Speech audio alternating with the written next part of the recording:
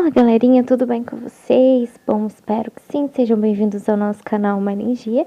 A gente tá aqui para ajudar vocês aí na semana de revisão pro Enem, tá bom galerinha? Então não deixem de acompanhar aí, não deixem de baixar as provas também que vai ajudar vocês, né? Nas questões aí, que for possível a gente vai tentar trazer aqui para vocês, belezinha? Fiquem de olho também as contas oficiais do INEP, que eu acho super importante, tá bom? Para vocês aí ficarem atentos. No mais, a gente vai tentar trazer aí mais resoluções para vocês. A gente tá fazendo aí de 2020, né? Porque é mais recente, então seria interessante vocês darem uma olhadinha nas provas também, tá bom? E outra coisa também, a gente tá amando interagir com vocês, então deixem os comentários de vocês aí, né? Com a hashtag Eu na Revisão Uma Energia. A gente vai deixar os comentários de vocês aqui no canal também, né? Que a gente tá amando interagir com vocês, então a gente fica muito feliz aí com os comentários. Tá bom?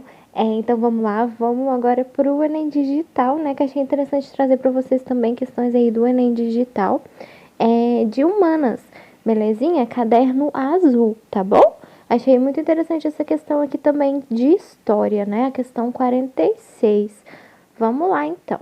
Gente, não deixem também de ler Redações Nota 1000, que vai ajudar vocês também, né? Nas redações aí também de candidatos que tiraram 1000. No site do G1 tem bastante redações, aqui no canal tem vídeos comentados de redações também. Então, não deixem de olhar a playlist aí também, que tá muito interessante, muito bacana também. A gente espera ajudar vocês, tá bom? A gente não é perfeita, né? A gente comete erros aí, né?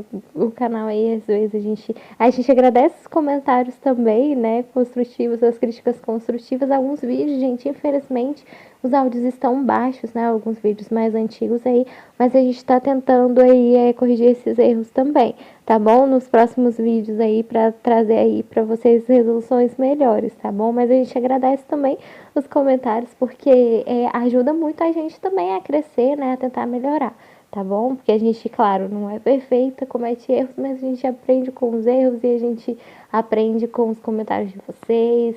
É tudo aprendizado, a gente fica muito feliz aí de compartilhar conhecimento, tá bom? Então tá, gente. Se vocês quiserem também pode deixar os comentários de vocês que a gente vai ler aí, a gente vai colocar aqui no canal, que a gente ama interagir com vocês. Belezinha? Então vamos lá, vamos para a questão 46 aí de história, que tá bem interessante também, olha só. A questão descreve o seguinte: Lei 3.353, de 13 de maio de 1888.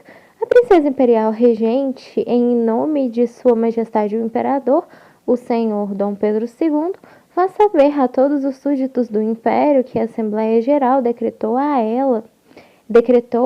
e ela sancionou a lei seguinte. Artigo 1. É declarada extinta desde a data desta lei a escravidão do Brasil. Artigo 2. Revogam-se as disposições em contrário.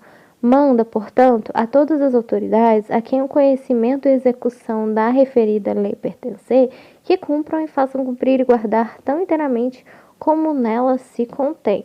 Dada no Palácio do Rio de Janeiro, 13 de maio de 1888, 67º ano da independência e do Império. Princesa Imperial Regente, Planalto Gov. Interessante, né? Aí a pergunta, olha só, ela descreve o seguinte: um dos fatores que levou à promulgação da lei apresentada foi o quê, né? Olha só. O abandono da proposta de propostas de imigração. B. Fracasso do trabalho compulsório. C. Manifestação do altruísmo britânico. D. Afirmação de benevolência da corte ou persistência da campanha abolicionista? Pause o vídeo e tentem fazer vocês também. Vamos ver se vocês vão acertar, belezinha? Bom, galerinha, pausaram o vídeo, tentaram fazer. Mas a questão é muito interessante, gente, sobre a Lei Áurea, né? Aqui no caso, se vocês, né, certamente marcaram aí a letra E, vocês acertaram. Persistência da campanha abolicionista. Primeiramente, gente, o que é importante a gente entender aqui na questão? Ela descreve sobre a lei, né, de 13 de maio de 1888, que seria o quê? A Lei Áurea. Então, aqui no caso, olha só, a questão ela já descreve a própria lei, né? Que a princesa imperial regente, que seria, no caso, sim, a princesa Isabel, né? em nome de Sua Majestade o Imperador Senhor Dom Pedro II, faz saber todos os súditos do Império da Assembleia que decretou, né, que é declarada extinta desde esta data, né, lei à escravidão do Brasil, ou seja, né, para pôr um fim à escravidão, revoga suas disposições, né, que no caso é a própria lei, a questão é a própria lei. Então, olha só, um dos fatores que levou à promulgação da lei apresentada foi o abandono de propostas de imigração. Não, né, gente? Aqui no caso, propostas de imigração, até porque mesmo depois dessa lei houve aí a imigração, né? A gente sabe muito bem que houve os imigrantes para o Brasil. Então, não foi o abandono, não foi por falta disso. Pelo contrário, né, a gente sabe que até chegar nessa lei, né, se houve muita pressão com o próprio, aqui no caso, né, com o próprio governo aqui, dos escravos, gente, os escravos já estavam saturados de serem torturados, né, muitos fugiram, né, a gente sabe muito bem a história da escravidão no Brasil. Se vocês forem pegar aí, até a chegada dessa lei, muita coisa aconteceu, né, e a pressão, né, de senhores aqui também, né, do apoio aí de várias pessoas também para a abolição da escravidão já estava sendo feita. Até mesmo os próprios escravos já estavam saturados desse trabalho, né, de escravidão. Trabalho não, né, dessa tortura de escravidão no próprio país.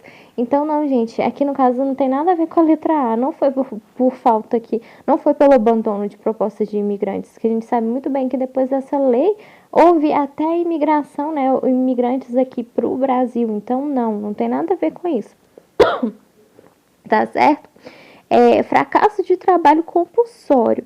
Não, fracasso de trabalho compulsório também não foi por conta disso que houve aí a promulgação dessa lei. Pelo contrário, aqui no caso foi exatamente a persistência de campanhas abolicionistas, e graças à persistência dessas campanhas, né, gente? Porque os escravos, né, várias pessoas já estavam saturadas com essa tortura da escravidão no país. Manifestação do altruísmo britânico, porque aqui no caso houve altruísmo britânico, os britânicos queriam aí abolir a escravidão. Não, né? Não foi bem assim. Não foi por causa da manifestação do altruísmo britânico que houve essa lei, não, né? Tanto é que a persistência dessa campanha abolicionista foi no próprio Brasil mesmo. Então, não é só por conta aqui do altruísmo britânico, não envolve aqui o altruísmo britânico, né? Então, cuidado. E a afirmação da benevolência da corte, sério mesmo, só a benevolência da corte? A corte era tão boazinha assim, né? Então, não, né, gente? Se a gente for analisar aqui, não é por conta disso também, não, da benevolência da corte. Tinha algumas pessoas que eram a favor e outras contra essa lei. Então, não se pode só afirmar aqui que é por conta da benevolência da corte, não, né? E sim pela persistência da campanha abolicionista, né? Muitas pessoas, né, os próprios escravos já estavam saturados com essa situação, alguns fugiam, né, a gente sabe muito bem aí. Foram vários processos até chegar essa lei, né, gente? Infelizmente aqui no Brasil, né, a gente sabe muito bem que a história da escravidão foi bem triste, né? Então foram vários processos até chegar essa lei. E por fim, né, quando chegou essa lei, é exatamente e graças à persistência da campanha abolicionista, né? Se não fosse a campanha abolicionista, né, a persistência de várias pessoas aí contra, né, e a favor ao fim da escravidão, né, essa lei não seria sancionada, né, não seria aí promulgada. Então, antes de chegar à Lei Áurea, é super interessante vocês estudarem também o processo da escravidão no Brasil. Então, por isso que no caso que seria a letra E, vai ser devida, essa lei vai ser promulgada, né, que tanto a Princesa Isabel ficou conhecida, né, devido à Lei Áurea, devido à persistência da campanha abolicionista no próprio Brasil, né? A gente sabe que as situações dos escravos já estavam muito saturadas, muitos já fugiam, né? Eles estavam cansados de serem torturados, muitos morriam. Gente, se a gente for olhar o processo da escravidão no Brasil, é completamente terrível a história, é assim uma página negra aí nos livros da história, que no caso eu digo negra de triste, né? Terrível mesmo, né? A tortura que era realizada com os escravos foi completamente desumana. Então, devido a essa persistência, né, dessa campanha abolicionista, né, muitas pessoas, até intelectuais também, participaram da campanha abolicionista, né, a favor dos escravos, devido a essa persistência e graças à persistência dessa campanha que sim foi promulgada a Lei Áurea, tá certo? E eu achei interessante ler para vocês, aqui no caso, né, no site Educar Mais Brasil, sobre a Lei Áurea, porque é super interessante essa matéria aqui de história, inclusive do período da escravidão para vocês entenderem o que aconteceu, vários fatores aqui também, né? Então, achei interessante fazer uma revisão completa aqui com vocês. E até depois dessa Lei Áurea, o que houve, né, com os escravos, né, para vocês verem o que aconteceu de fato. Olha só, a lei que aboliu a escravidão, a Lei Áurea, né, ou Lei Imperial, né, que é exatamente o que descreve a questão, foi aprovada 13 de maio de 1888, abolindo a escravidão no Brasil. Na época, a ordem libertou 700 mil escravos que ainda existiam no país. Sim, existiam por quê, gente? Porque os outros, muitos fugiam, muitos já haviam morrido, né, de tanto serem torturados. Apresentado pelo senador Rodrigo Augusto da Silva e o Senado Imperial no dia 18 de maio de 1888. O projeto de lei foi aprovado em 2 dias. Após a aprovação, o projeto foi enviado para a sanção da princesa Isabel, que na época era princesa regente. A aprovação da lei, que aboliu, inclusive tem muitas novelas, muitos seriados, né, sobre essa Lei Áurea, sobre a história da escravidão no Brasil. Eu acho super interessante, né, filmes que relatem aí sobre a história da escravidão no Brasil, porque realmente foi um período muito trágico, muito triste, com muitas torturas, né. A aprovação aboliu a escravidão foi fruto de muita luta, né, que exatamente foi a questão da escrava, a campanha abolicionista, tá, gente? E social que, frente a abolicionistas, tratavam há algum tempo. Então, gente, isso demorou tempos também para ela ser promulgada. Por isso que eu disse para vocês, olha só, entre as figuras representativas para a conquista da abolição, é preciso enfatizar um importante papel desempenhado pelos escravizados nessa luta. Ao contrário do que o Estado monárquico quis passar, o fim da escravidão não foi um processo da monarquia. Em verdade, o processo de abolição da escravidão foi gradual e inevitável. Olha só, né? A Lei Áurea foi sancionada 3 de maio, tá? A escravidão era um dos problemas que mais preocupava o governo imperial. Por quê? Né? Olha só, o contexto de pressões por partes de frentes abolicionistas, que exatamente é a campanha abolicionista, formadas por profissionais e políticos. Então, que bom, né? Houve também aí intelectuais no meio dessa campanha. Mesmo após a independência do Brasil, o país era o único da América Latina que permanecia com o regime escravocrata. Gente, que absurdo, né? Se a gente for analisar. Olha só, né? O Brasil era o único país que ainda permanecia nesse regime. Antes da Lei Áurea acabar, por isso que eu acho interessante a gente pesquisar a fundo sobre os reais fatos da história, né, pra gente entender mais. E tomara que essa questão fique rica aí com mais informações para vocês, né, sobre isso. Antes da Lei Áurea, e é um dos assuntos cobrados, né, no Enem. Antes da Lei Áurea acabar definitivamente com a escravidão, outras leis abolicionistas tinham sido aprovadas. A primeira delas, então é interessante a gente saber que até chegar na Lei Áurea havia outros tipos de leis, né, que foi a Lei Eusébio de Queiroz, de 1850, que era o quê? Que ela proibia o tráfico de escravos. Né? Depois houve a Lei do Ventre Livre. O que consistia essa lei, gente? Que não permitia que crianças de escravos nascidas a partir daquela data fossem mantidas cativas. E que bom, né, gente? Porque antes, até no caso, as filhas e filhos de escravas já eram escravizados. Então, a partir dessa lei, né, já começou a diminuir aí, aqui no caso, os filhos de escravas, né, já nascidos, já eram aí abolidos da escravidão. Então, gente, olha só o processo que os escravos sofreram, né, até chegar nessa lei. Né, gente? A escravidão é um processo muito triste, uma história muito triste realmente no país. Depois dessa lei, né, que seria a Lei do Ventre Livre, né, para quem não sabe. O que aconteceu? Teve aí a Lei dos Sexagenários, né, que foi em 1850. O que consistia essa lei, gente? Essa lei vai consistir aí que alforriava aí pessoas com mais de 60 anos. Mas é uma coisa muito complicada, né? Porque pensa bem, até um escravo chegar a essa idade, muitos morriam, né, de tanto serem torturados. Então, era assim algo muito difícil de se concretizar também nesse período, né? A aprovação da Lei Áurea beneficiou os conservadores que extinguiram a escravidão sem indenizar os fazendeiros. Em contrapartida, resultou na perda de apoio político para a família imperial. Contexto da aprovação. É importante ler isso aqui também para vocês. Desde 1850 já havia movimentações pelo fim do regime escravocrata no Brasil. A aprovação da Lei Eusébio de Queiroz, em setembro de 1850, colocou o fim do tráfico de escravos, ou seja, né, já se colocava aí o fim desse tráfico, porque eles já estavam saturados aí com esse processo de escravidão, nem processo, né, regime, né, de tortura e de escravidão. A partir de 1855, a situação no país se tornou turbulenta. O movimento abolicionista ganhou força e passou a haver a fuga de escravos. Foi exatamente, né, o que disse para vocês. E claro, muitos fugiam, que já não aguentavam mais isso. Eles planejavam fugas, né, fugas aqui no caso, para não serem torturados, né, em massa, viabilizava por associações abolicionistas. Em 1871, houve a aprovação da Lei do Ventre Livre e os filhos de escravos que nasceram a partir daquela data já não eram mais considerados escravos. O fim do tráfico dificultou a aquisição de novos escravos.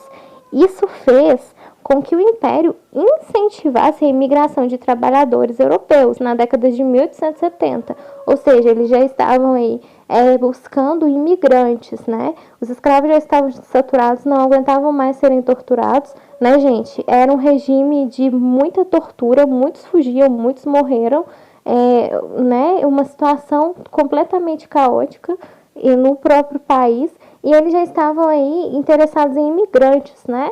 Trabalhadores europeus. Né? Os trabalhadores europeus assalariados passaram a trabalhar na lavoura juntamente com os escravos.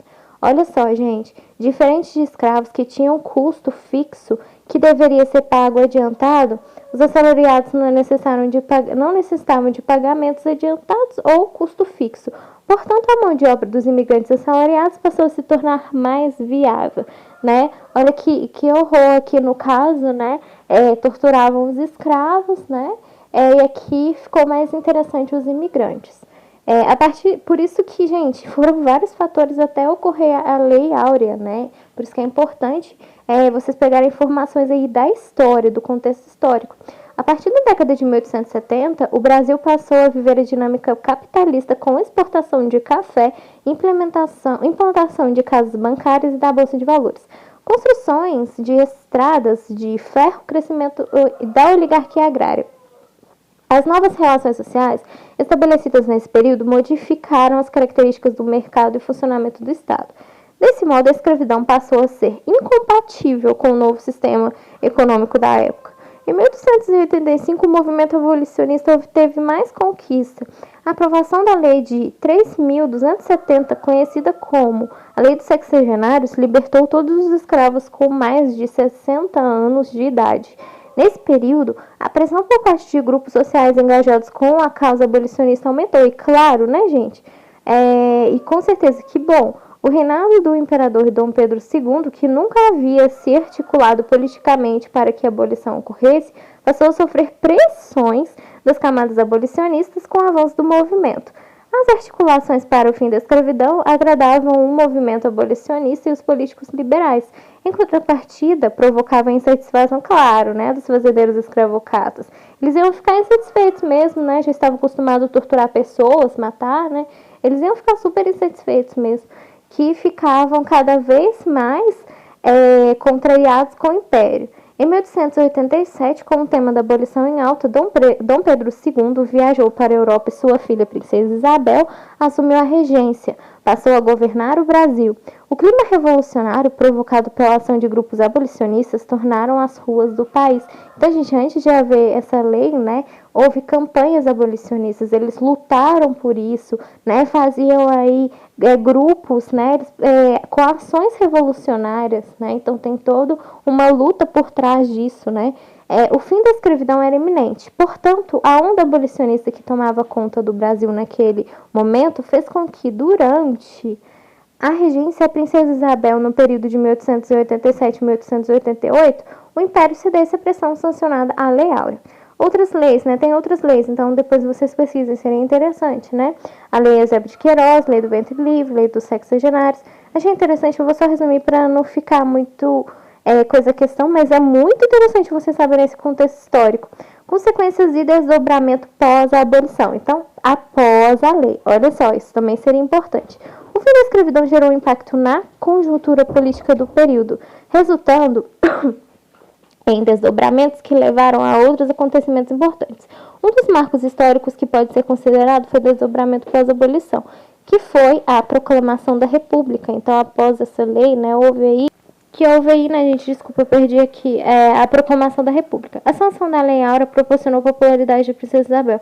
Seu gesto foi reconhecido pelo Papa Leão VII. Sei mais, gente, eu quase custei falar aqui, matemática aqui tá ótima, de que ela recebeu a Rosa de Ouro, né, devido à Lei Áurea, né, super interessante a história.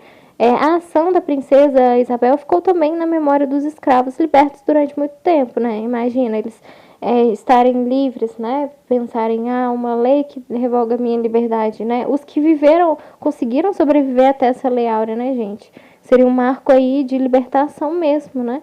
A ação da princesa até a década de 1970, ela era considerada a responsável pela abolição da escravidão. Muito interessante. No entanto, a popularidade em alta da princesa não foi suficiente para manter o poder imperial, e satisfeitos os latifundiários reiteraram o apoio ao imperador e passaram a apoiar os republicanos, que cresciam principalmente no âmbito militar. Assim, em novembro de 1889, foi proclamada a República e a família imperial foi expulsa do Brasil, que houve a proclamação da República, né? Abolição, gente, o que aconteceu, né? Depois da Lei Áurea, olha só, abolição sem planejamento, sem política de inclusão que contemplasse os ex-escravos, né? Ou seja, estão libertos, mas olha a vida deles. Os ex-escravos os deixou abandonados à própria sorte, ou seja, eles estavam libertos, mas eles iriam sobreviver como, né? Então, eu liberto você, mas você não vai ter condições nenhuma para sobreviver. Aí a pessoa morre, né? Olha só, gente. Então, assim, foi uma situação muito triste também. Ou seja, eles estavam libertos entre aspas, né? Porque alguns estavam abandonados à própria sorte.